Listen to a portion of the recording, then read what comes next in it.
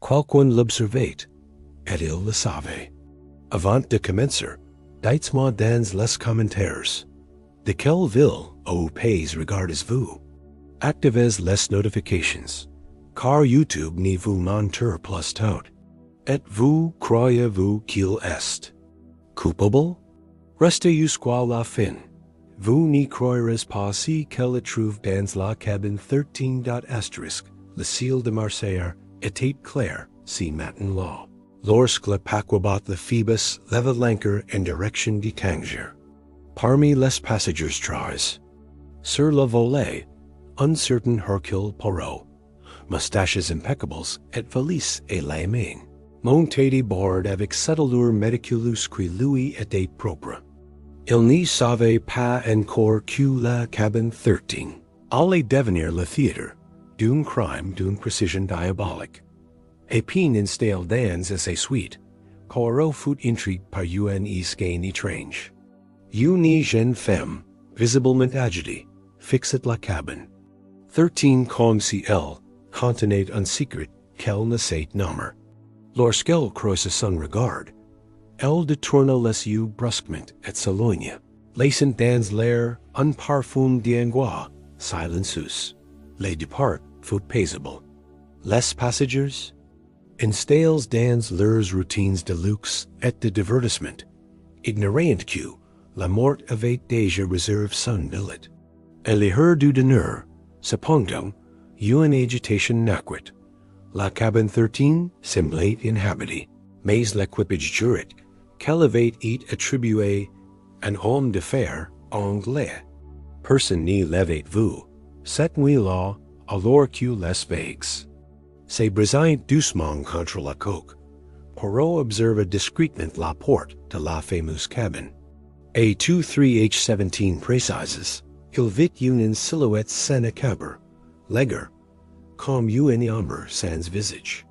Lorsqu'il s'approcha pour inspecter, la cabane était vide. Au presque, sur le sol, un bouton de manquette en or gravé. Sur la table, une lettre d'écherie. Et dans l'air, une étrange odeur de jasmine. Tout dans cette skein respirait. La mise en scène. Mais une mise en scène faite par quelqu'un qui connaissait bien les files de l'âme humaine. Le lendemain matin, l'alarme retentit. Le steward trouva un corps, sans veille, sans papiers, et surtout, dans une cabine qui n'était censée contenir personne. Il n'y avait aucune trace d'effraction, aucun témoin, aucune empreinte. Poirot, en se penchant sur le cadavre, prononça calmement, Messieurs, il s'agit d'un meurtre, et non seulement cela, mais d'un meurtre parfaitement planifié. La mer était calme, mais dans les yeux de Poirot, une tempête s'est formée déjà. Les jeux venaient de commencer, et si que le célèbre détective ignorait encore, c'est que si mystère aurait bien plus loin que la cabane 13. Asterisk si matin-là. Les passagers furent invités à rester dans leurs cabines pendant que le capitaine, Brousset, convoquait discrètement Poirot dans son bureau privé. Le détective arriva à l'heure exacte, comme toujours, les chaussures parfaitement cerises. Malgré les ténèbres du navire, il fut accueilli par un visage grave et des regards nerveux. Monsieur Poirot, nous avons affaire à un incident exceptionnel. Dit Brousset en désignant les fiches de la cabane 13. Cette cabine était officiellement vide. Aucun passager n'y s'y trouvait selon nos registres. Et pourtant un homme voyait tout. Poirot s'approcha calmement, parcourant la fiche. Un navire n'y met pas capitaine. Mais les hommes, oh, les font volontaires. Nous devons donc vérifier tout ci, qui est supposé être certain. Il demanda alors voir la liste complète des passagers, celle des employés de bord, et surtout les objets traus dans la cabine. Le bouton de manquette portait l'inscription. C.A. Un détail minuscule, mais qui allait devenir une pièce maîtresse de ce puzzle. Poirot examina ensuite la lettre d'écrire. Elle n'y contenait que mots lisibles, trahissants. Fella, joy de la présence d'un parfum féminin, éveillé. Lui une intuition.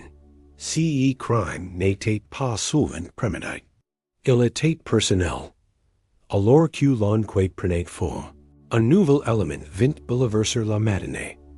Une femme de chambre trouva un petit carnet rouge glisse derrière. Un rideau dans la salle de bal. À l'intérieur, des noms, des lieux, des airs. Et une série de croquis details représentant les couloirs du navire. Une main expert. Une préparation méticuleuse. Poirot passe ses doigts sur les pages. Voici la signature d'un esprit méthodique et d'une cool en colère. Il ferma le carnet avec soin. Il n'y pouvait pas encore accuser. Il lui manquait le mobile. Mais il sentait déjà que fil invisible reliait tous ses éléments au dehors. Il observa les passagers un à un. Une femme agitée de la veille n'était plus là. D'autres semblantes plus nerveux que d'habitude. Un homme au costume. Beige jetait des regards furtifs. Une dame en pearls jouait avec ses bagues, les mains tremblantes. Le silence était épais, comme le brouillard du matin de retour dans sa cabane. Poirot alluma la lumière, Tennessee, et s'assit. Il sortit un carnet, et couverture noire, et Wynota, Cabane 13. Murder silencio. Un inconnu mort sans nom. Un carnet rouge. Une ombre parfumée au jasmine. Quelqu'un mint. Quelqu'un observe dot et a petit instant précis. Un léger coup frappa à ses portes. Asterisk Poirot se leva sans précipitation. Adjusta son veston et ouvrit la porte. Là, dans le couloir faiblement éclairé, se tenait la jeune femme qui avait appris le premier jour. Ses yeux étaient humides, et ses voix tremblantes. Qui n'est nulle part au hall. Ils vont me faire taire. Il l'invita. Et entre d'un geste discret. Mademoiselle, asseyez-vous. Je suis tout oui, mais prenez votre temps. La vérité, voyez-vous, n'y se presse jamais. Elle s'assit, croisant les bras sur sa poitrine, comme pour se prodiguer d'un froid intérieur. Un silence épais s'installe. Je m'appelle Lina Marit. Je suis danseuse. Ce voyage n'était pas prévu. Un homme m'a fait mentir. Pour à la dernière minute, il m'a dit que je devais seulement observer un passager. Dans la cabane 13.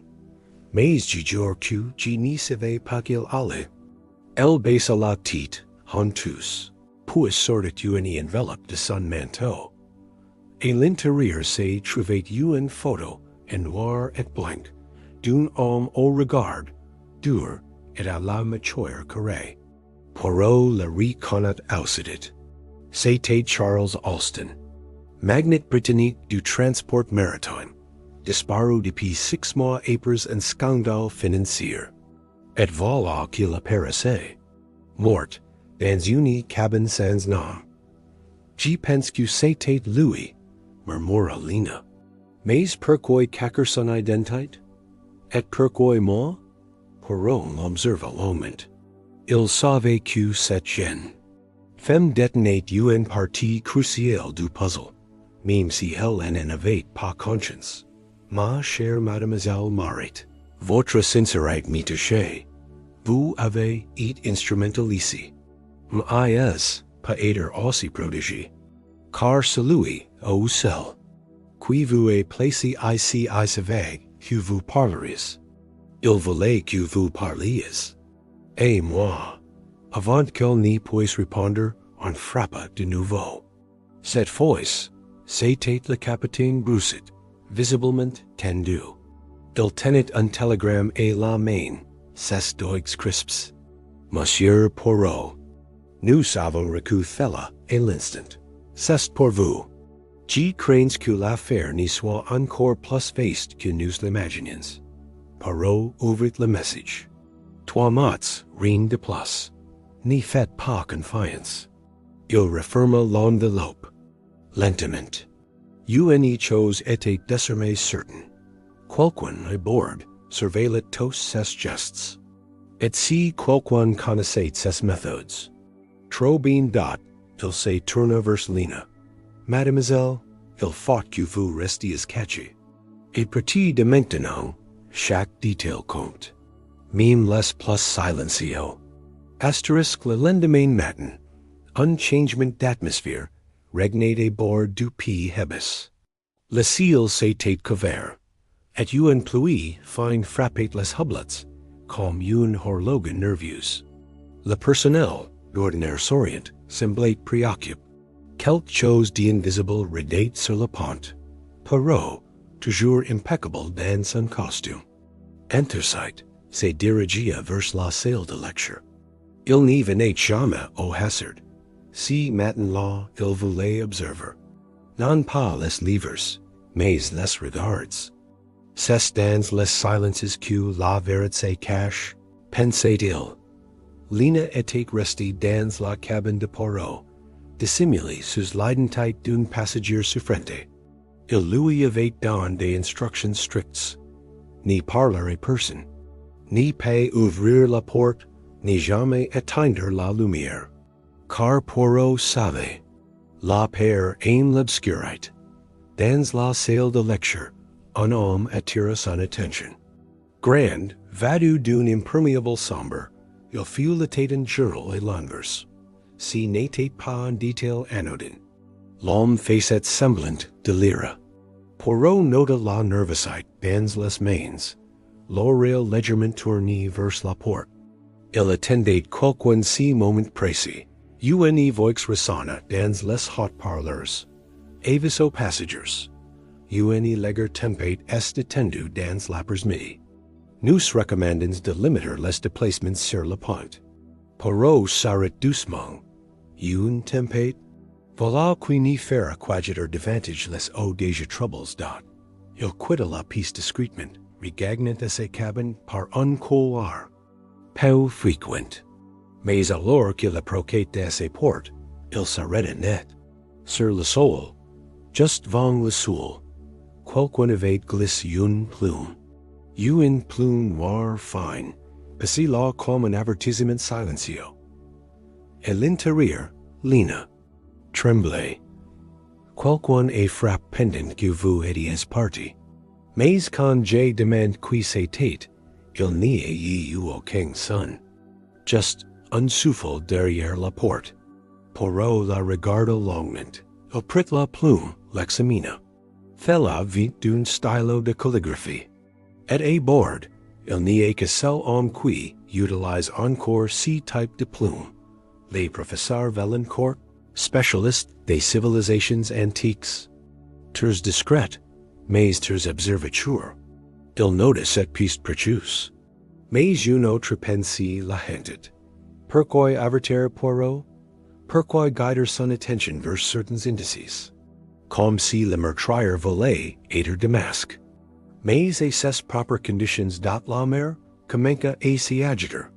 Les vitres tremblantes. Dat dans cette cabine future, la tension s'apaisait, goutte après goutte. La pluie tamourinait maintenant avec violence contre les hublots. Le phoebus timouait légèrement, et les couleurs du navire semblaient s'être vides de leurs murmures habituels. Poirot, imperturbable, observa la plume noire, une dernière. Fois avant d'ailleurs glisser dans une enveloppe. Il n'aimait pas les symboles lésés de scène. Fella sentait la manipulation dot. Il décida de se rendre directement chez le professeur Valencourt. L'homme le guide dans une cabine sobre, cabine 21, sur le même pont. Le professeur ouvrit après trois coups précis. Mince, barbe grise taillée au millimètre. Il portait de paces lunettes fumées, mime en intérieur. Un detail que Poirot n'y manqua pas de noter. Monsieur Poirot, je m'attendais votre visite. Dit-il, calmement. Vraiment? Voilà qui est curieux. Je venais vous interroger sur un certain style de plume. Quand celle-ci, il la sortit sans détour. Le professeur s'arrête doucement.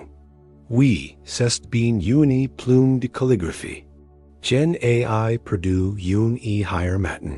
Mais je doute qu'elle ait à voir avec vos investigations. À moins que manuscrit n'ait été. Assassin. Poirot n'y releva pas l'ironie. Il balaya la piste du regard. Des livres anciens, une botte de cigares ouvertes, et un miroir. Casse. Votre miroir est souffert? Un accident pendant la tempête. Il est tout seul. Enfin, je le suppose. Poirot le remercia, et sortit, l'esprit en alerte.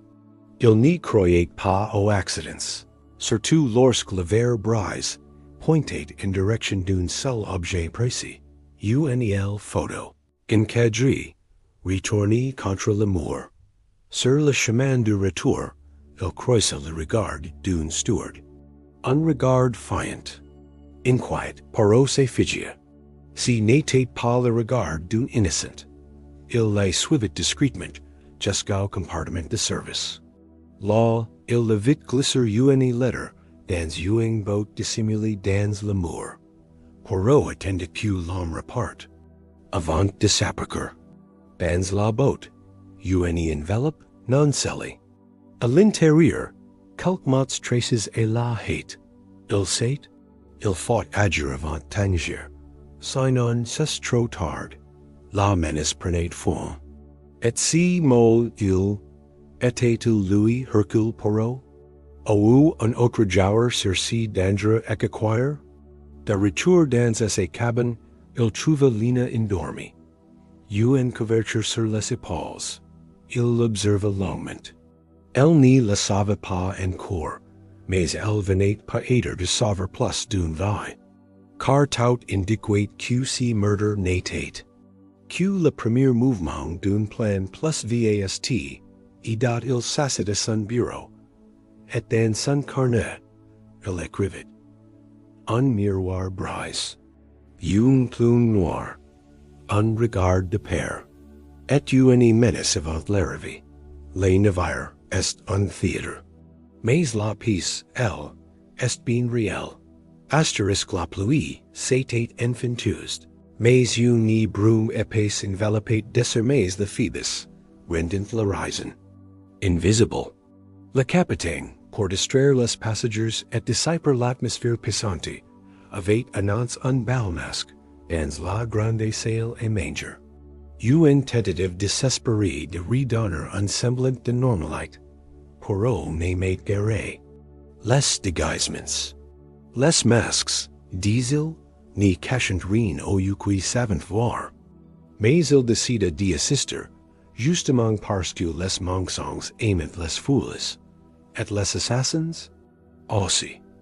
Dans la grande salle, les chandeliers brillants au-dessus des visages dissimulés.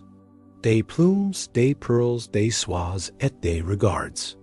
Flowers, au milieu de cette masquerade, flottaient quelque chose d'artificiel, presque trop parfait. Et c'est dans cette perfection que Poirot repéra la file. Une femme vêtue de noir, au masque d'or, observait la pièce sans danser, sans parler. Son regard suivait une cible invisible, et ses mains tremblaient et épines. Poirot s'approcha, lentement. Vous n'y dansez pas, madame? Je n'ai jamais su suivre le rythme. Je préfère regarder. Et si Sawyer, tu voyez-vous? Elle détourna les yeux. Plus qu'il n'y faudrait. Avant qu'il n'y puisse littérature davantage, elle s'éloigna parmi. Les danseurs se fondant dans la foule. Poirot tenta de la suivre, mais elle avait disparu, comme un mirage. Pourtant, sur la table près de elle se tenait une trace, un gant and dentelle, tache. De 5 dots, il y prit discrètement, et, Retorna vers Lina, dans essai Cabane. El sursauta envoyait l'objet. G corne si gant. De la parchente Madame Breville. El voyage soul. Mais G la vue discuter. En secret avec un homme. Dans les escaliers arriérés. Poirot fit ausidit la ligne. Madame Breville, veuve discrète, le guide du Cabans plus loin que celle du professeur Valancourt. Les lignes devenaient tangibles. Un cercle discret de passagers. Lies par un secret que le meurtre de la Cabane 13 risquait de révéler. Pendant ce temps, le navire avançait lentement dans la brume et dans le courant. De Poirot, une certitude croissait. Le bal masque n'était qu'une répétition. Le vrai spectacle n'avait pas encore commencé. Au petit matin, Poirot retourna dans la salle de bal, désormais vide, pour inspecter l'endroit exact où il avait vu la mystérieuse femme au masque d'or. Il s'éganouilla près de la table où elle se tenait. S'assit foulant le moindre pli du tapis. Là, juste sous un pied de chaise, il découvrit un petit objet glissé dans la moquette. Une photographie en noir et blanc, froisse et date, qu'il les redressa avec précaution. On y voyait trois personnes.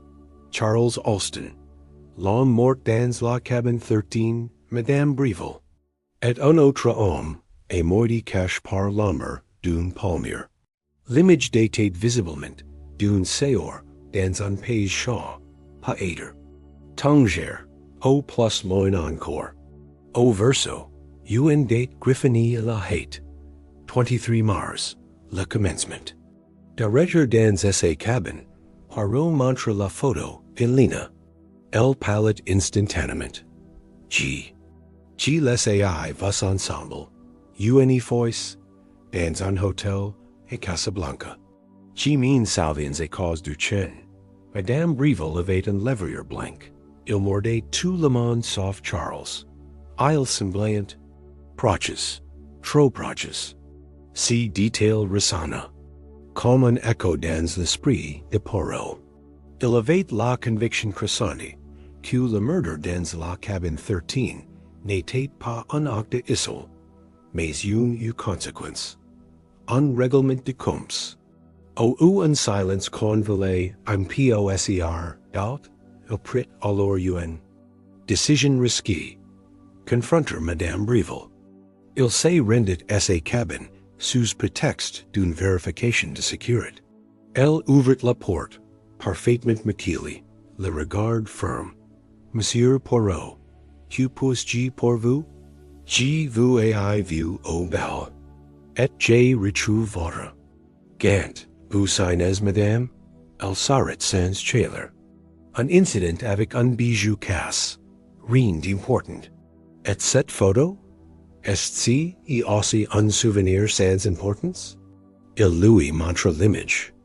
Elle la fixa longtemps, puis détourna les yeux. Je ne vous dirai rien, monsieur.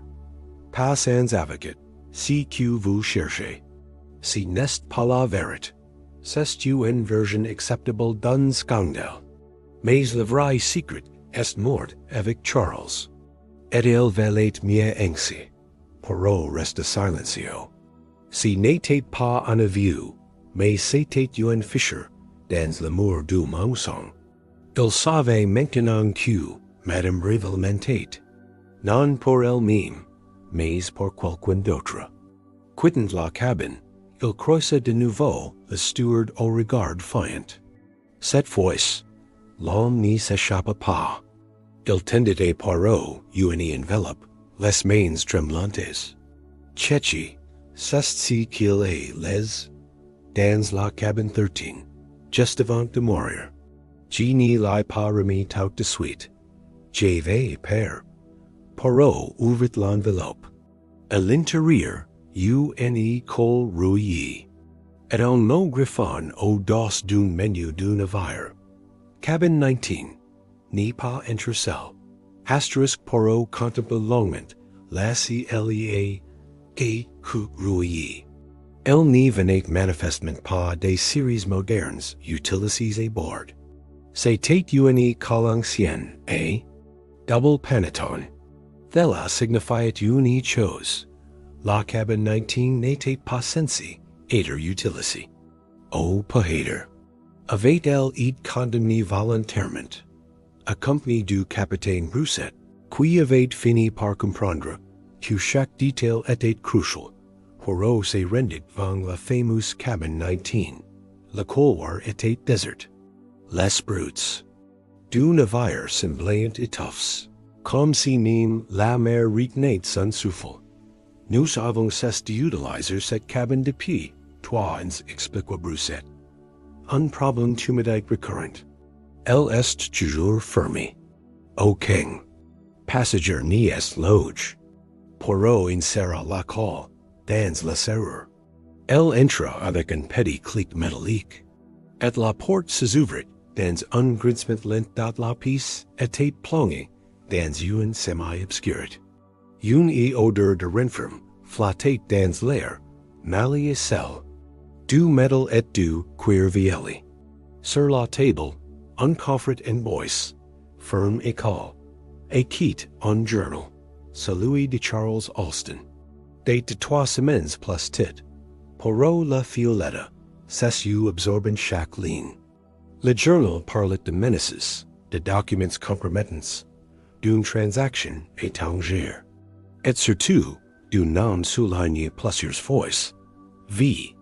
Et chaque page, cette lettre revenait comme une signature silencieuse. VELLN court dot le professeur. Poirot referma le carnet et s'approcha du coffret. Les serrures avaient été forcées, autrefois, et l'intérieur, unlocked the letters anciennes, lises par une ficelle, des lettres d'amour, passionnées, causes, et signées par deux initiales entrelacées, C, L, L, dot, do comprit alors. L n'était pas qu'à témoin. Elle faisait partie de l'histoire. Peut-être, malgré elle, du crime got de retour dans sa cabane, il trouva Lena debout, inquiète. Il n'y dit rien tout de suite. Il lui montra simplement une lettre du coffret. Elle la prit, lut, et blâmait. G n'y savait pas qu'il les avait gardés. G l'y aime, Monsieur Poirot, mais il s'est employé des gens d'entre. J'ai voulu fuir. G n'ai jamais voulu être mort. Jamais. Poirot la fixa longuement. Il croyait en ses dollars. Mais il savait que l'amour pouvait être une dot. Il prit place à son bureau. Le regard rive sur les lettres. Un amour cache. Un secret menace. Et une vérité que plusieurs voudraient voir rester au fond d'une cabane verrouillée, dont il leva les yeux vers Lena. Mademoiselle, je crains que vous n'y soyez plus seulement une passager. Vous êtes la colle. La nuit était tombée sur le Phoebus, enveloppant le navire dans une obscurité bleue. La mer s'était calmée, mais l'air portait une intention mute, comme si le navire lui-même savait qu'il abritait des secrets trop lourds. Poirot resta longtemps immobile, les doigts croisés, et contemplait les lettres de Charles et les dot. Il savait que l'amour pouvait être sincère, mais aussi dangereux lorsqu'il était menace. Et plus il licite ses mots passions, plus une vérité la hantait. Charles avait peur, pas pour lui. Pour elle dot le lendemain matin, Poirot demanda à voir de nouveau le professeur Valancourt. Cette fois, l'homme l'attendait dans sa cabine, assis, un verre de Porto et la main. Ses lunettes fumées reposaient sur la table. Ses yeux étaient rouges, fatigues. Vous avez trouvé la cabine 19, je suppose? Dit-il sans détour. Poirot acquiesça. Et le journal, ainsi que les lettres. Vous connaissiez Lena. G lai konu we, mais g nate, policel, et g nate palalu, Charles Laimate, of Euglement, cest thella qui latu, il raconta alors, toi ans plus tit et tanger, Charles, Lina et Louis avait et mails et une affaire de faux tableau et de blanchiment. Valancourt, expert in art ancien, validate les pieces, tandis que Charles negotiate avec de riches. Collectionneurs, Lina L. ignorate tout. Jusqu'au jour où elle découvrit la vérité. Et qu'elle voulut partir, il est tenté de tout arrêter. Trop tard, certains valiant le faire taire. J'ai recu yeni menace moi aussi, mais je suis res silencio, et lach. Poirot le fixa sans pity. Et maintenant, vous, parlez, pourquoi? Parce que je suis vieux. Qu'est que j'en ai assez de me taire pendant que d'autres mourent. Poirot nota chaque mot, mais je n'y chose le déranger. Le professeur parlait avec sincérité, mais il omettait un detail. Il n'avait jamais mentionné la cabane 13, n'en la plume noire. En elegant date de retour dans ses chambres, Poirot trouva Lina assise, les mains joints. Elle semblait prier. Je me souviens d'une chose, monsieur. Poirot, le jour où Charles est disparu pour de bon, il m'a dit, si je n'y reviens pas, church dansi tu j'ai oublié. À l'époque, je pensais qu'elle parlait d'un souvenir. Mais Peter parlait-il d'un objet? Poirot se leva brusquement, si qu'il avait oublié. Au plaudit feint de Blair. Il courait. Jusqu la cabane 13, accompagné du capitaine. Là, sous le lit, dans un compartiment invisible, et là il nous. Ils trouverent une boat de métal scellé. À l'intérieur, une équation mathématique manuscrite.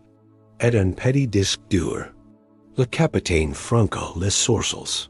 Quest si que thella signifie? Poirot répondit calmement. Thella signifie que Charles Austin n'y voulait pas disparaître. Il voulait laisser un héritage. A condition que quelqu'un déchiffre l'équation. Asterisk Poirot retourna dans sa cabine, tenant la botte métallique. Contre lui comme un trésor fragile. Lina le suivait, silencieuse, le regard imbu. Elle n'y passait plus de questions. Elle savait qu'il approchait du cœur du mystère. Papater du danger. Une fois seuls, Poirot examina le disque dur. Aucun nom, aucun numéro de série. Un objet anonyme, mais trop moderne pour un homme comme Charles, connu pour ses carnets et ses lettres. Il avait donc eu père. Père Q. Le papier brûle, mais que les données. Survivant. Poirot avait déjà vu ce genre de dispositif. Des journalistes et des lanceurs d'alertes en utilisant, parfois crypts avec des équations impossibles et forcer sans la colle. Il ouvrit son carnet et recopia soigneusement la formule manuscrite retrouvée dans la botte. C'était une équation différentielle, complexe, d'apparence scientifique. Mais quelque chose cloquait. Lina, penchée derrière lui, murmura soudain. Attendez. Cette formule, je la connais. Charles me l'avait offerte, une fois, gravée dans un collier. Il disait que c'était notre souvenir code. Une formule inventée, sans sens réel. Poirot s'arrête finement. Alors voilà le génie. Une fausse équation utilisée comme mot de passe. Une que personnel, que celles du connaisses. Avec l'aide d'un technicien du navire discret, Poirot accéda au contenu du disque. Les features s'ouvrent lentement. Un et un, documents scans, contrats, dossiers financiers, mais aussi des noms, une liste complète, politicians, marchands d'art, capitaines d'industrie. Et un in ligne qui fit fremir Poirot, investisseurs et bord du Phoebus. Reunion et Tangier, neutraliser tout foot. Il comprit ausidit, le voyage n'était pas un hasard. Le navire n'était pas un décor, il était le théâtre d'un complot in action. Charles, revenu à bord, sous une fausse identité. Voulait dévoiler tout, mais quelqu'un sen était aperçu. Et l'avait tout dans sa cabine. Poirot s'assit, les yeux fermes. Il revit tous les visages. Madame Breville, le professeur, le steward, et même le capitaine. Le crime n'était pas l'œuvre d'un seul, il était collectif. Hence, execute plusieurs mains. Monsieur Poirot, que vit-il? C'est passer maintenant? Demanda Lina, et voix basse. Il répondit sans la regarder. Nous avons franchi un seul, mademoiselle. Celui épres l'équal en n'est pas plus faire. Demi-tour maintenant. Je dois forcer les masques et tomber. Et pour cela, il faut you en skein. Asterisk la mer s'était calme et nouveau. Le Phoebus voguait paisiblement, comme si rien n'y s'était passé. Mais dans les entrailles du navire, la rage cuvait. Poirot passa la journée à observer, notant les gestes infâmes, les regards dissimulés, les silences trop longs. Li, verit, il le savait, n'explose pas. Elle s'insinue idat, il demande au capitaine l'autorisation d'organiser une soirée intellectuelle dans le salon des cartes. Sous prétexte de rendre hommage à Charles Alston, il invita quelques passagers cibles. Madame Breville, le professeur Valancourt, deux hommes d'affaires discrets, et même le steward, que l'on pensait simple exécutant, et lieur. Dit, tous prirent place dans la salle, éclairés par de simples lamps et abattoirs. Poirot se leva, droit comme une statue, ses mains croisées derrière le dos. Mes amis, je vous ai convié si soir non pas pour plaire à un disparu, mais pour confronter une vérité. Une vérité qui n'a rien de symbolique. Une vérité avec du sang sur les doigts. Les regards se croiseront, inquiets. Charles Alston est mort dans la cabine 13. Pas assassin au hasard, mais parce qu'il avait décidé de parler. Si que j'ai trouvé dans la cabine 19, son journal, un disque dur, des preuves. Monteur qu'il voulait révéler un vaste réseau de fraude, impliquant plusieurs d'entre vous. Un frisson parcourait la salle. Il avait nommé son fichier, le code du silence. Et pourtant, si silence, j'y vais le briser. Parce que parmi vous, il y a un assassin, pas either deux. Et tous ont des raisons de vouloir que Charles disparaisse. Mais une seule personne les une trace que moi seul pouvais lire. Il s'approcha de la table, et y déposa la plume noire. Puis la gant tache de sang. Puis la photo. Chaque objet était un fragment de vérité. Et chaque visage se crispa. Davantage à mesure que les pieces se rassemblaient, Poirot se tourna vers le steward. Vous n'êtes pas un simple emploi, n'est-ce pas?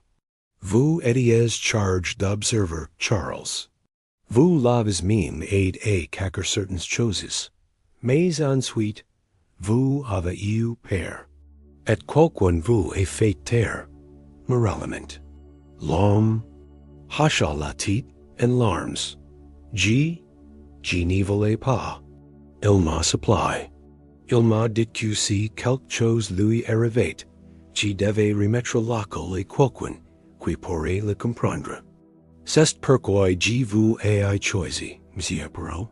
Le professeur Valancourt serra à sa canne plus fort. Madame Breville détourna le regard. Poirot s'approcha encore. Le meurtrier est dans cette pièce, mais il n'y se cache plus vraiment. Il sait que la vérité est là, et qu'il n'y pas plus l'erreur. Restez savoir, si au sera frapper en seconde fois. Avant tangir, le silence devint absolu. Le salon semblait suspendu dans l'air. Dat dans si vide tendu quelque chose venait de ses fissures.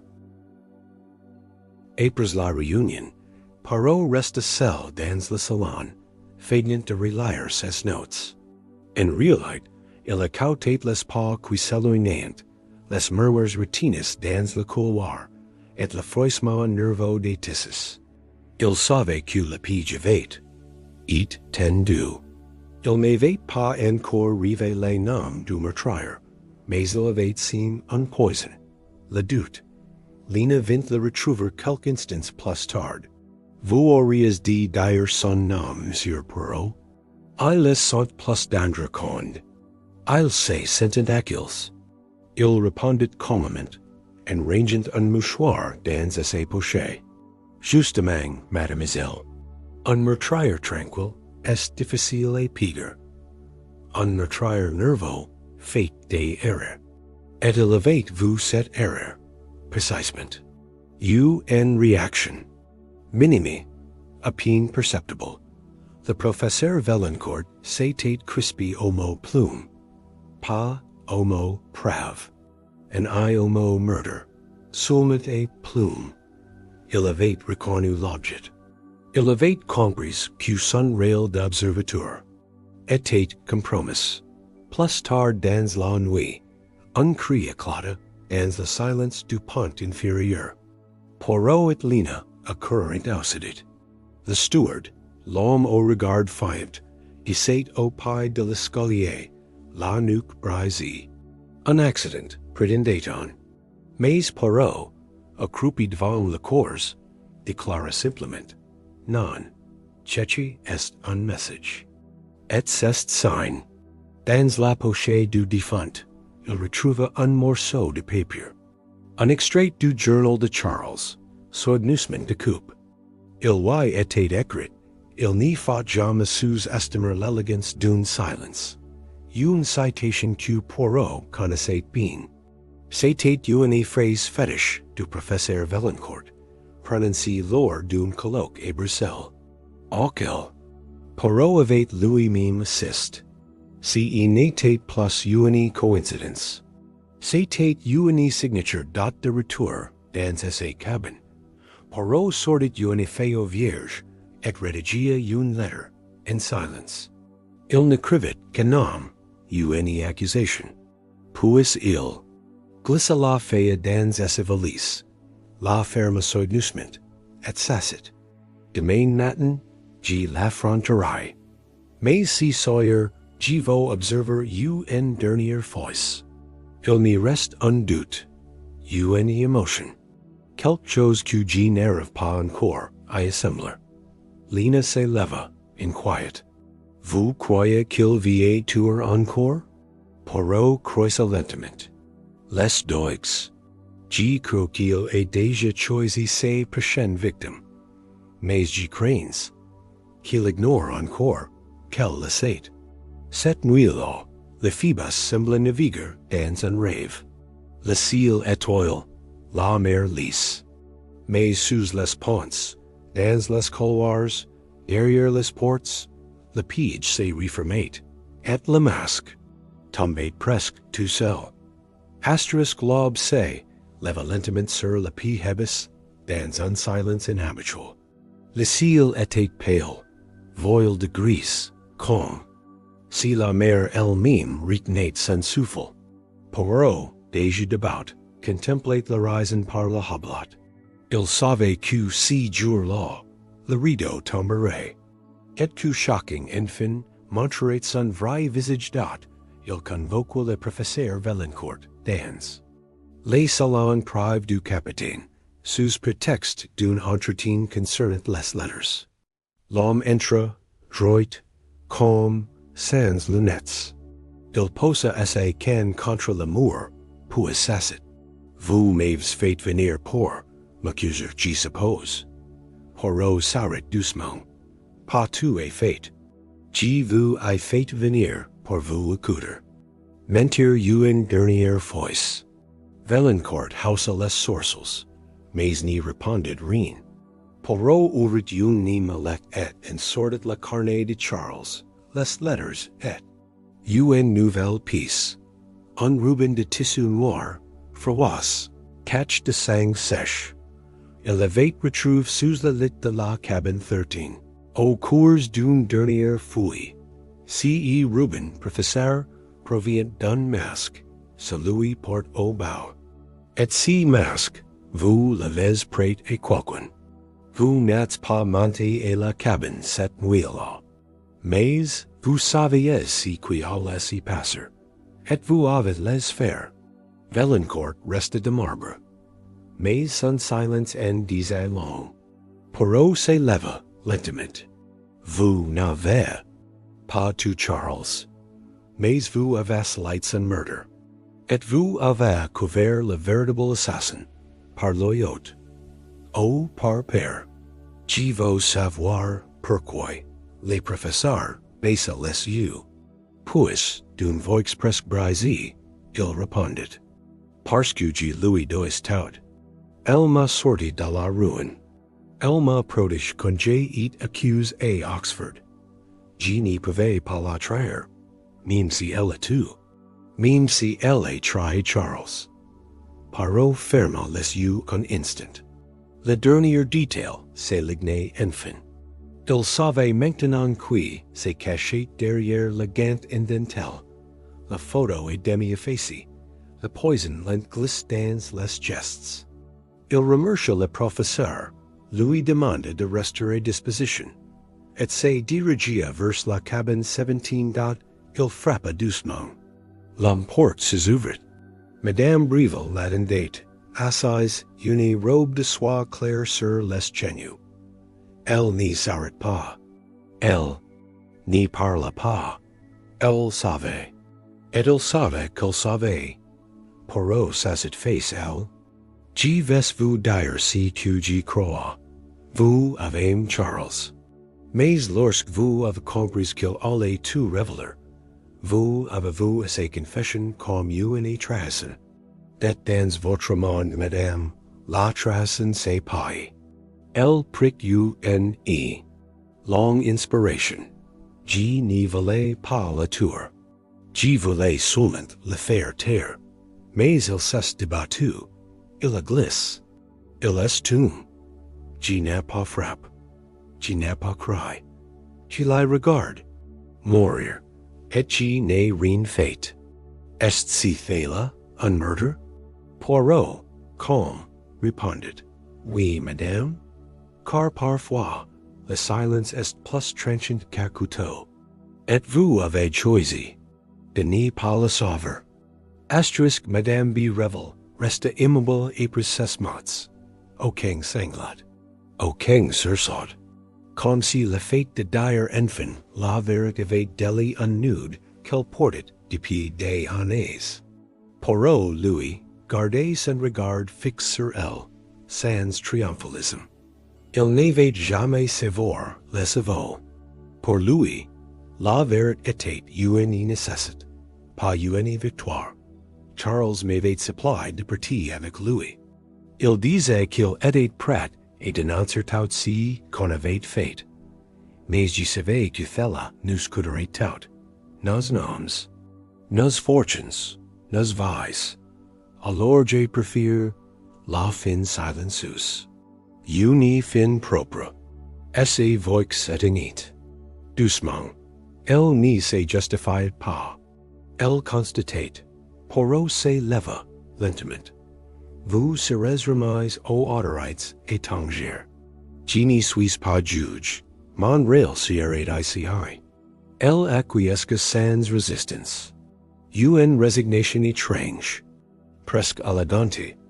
En quittant la cabane 17, Poirot croisa le regard de Lina, qui l'attendait dans le couloir.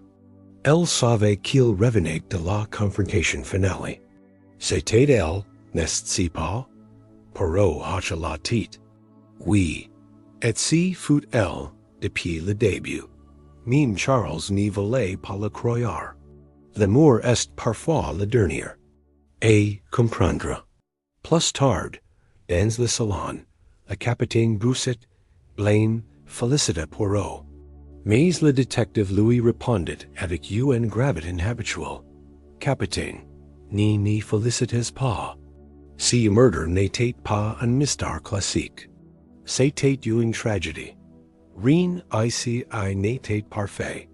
Pas même la justice. Le disque dur fut placé sous scelle. Les documents qu'il contenait servirent à d'autres enquêtes, et d'autres villes, loin du Phoebus. Mais le nom de Charles Alston, enfin, serait lève, pas publiquement païtre. Mais dans le corps de Lina, fella sufficit, dans la soirée. Poirot retourna dans la cabane 13. Elevate it nettoyé, mais l'air lui restait étrange, charge. Il s'assit une dernière fois sur le lit, observa la lumière pale du hublot, ferma les yeux dans la cabane 13. Numéro évite par superstition. Pet pourtant, c'est là que c'est cache le crime le mien orchestre de ma carrière. Un crime. Si silencio qu'il aurait pu ni jamais exister. Si l'amour n'avait les tombé, un gant dot qu'il sortit de ses poches, le dernier objet retrouvé dans la botte de Charles. Un ticket ply, un billet de theatre use.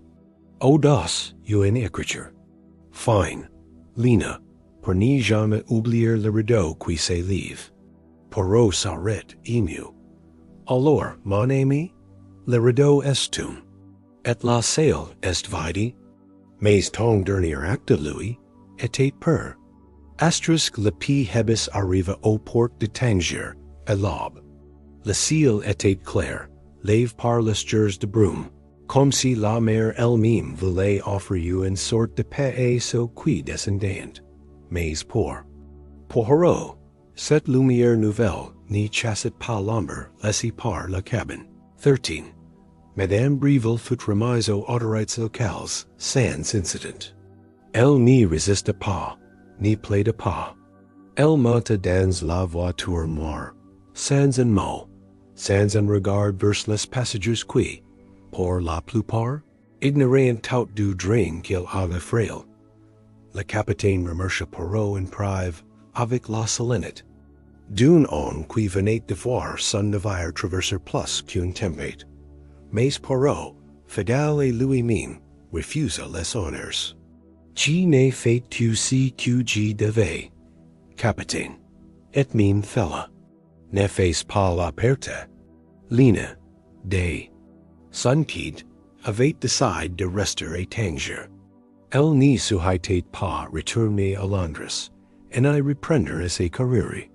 Elle avait demandé Poirot une dernière faveur, l'aider à restituer les lettres de Charles à ses soeurs, dans un petit village du sud de l'Angleterre.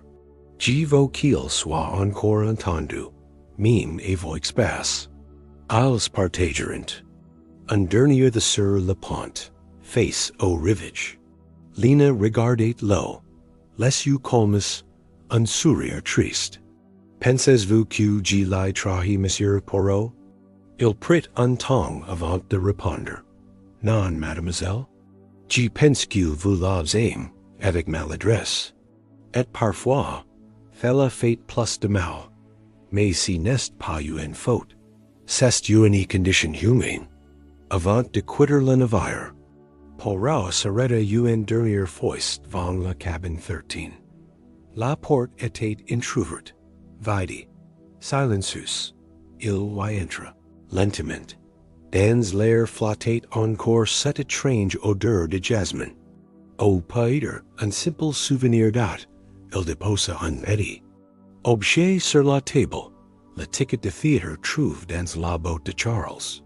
Puis il murmura, comme une prière, cher ami, que cette dernière skein te soit douce. Le rideau est tombé, et ce qui tant aime n'y t'oublieront jamais. Pas tant qu'il restera un gant, une plume, ou un silence à éclaircir. Il referma doucement la porte derrière lui.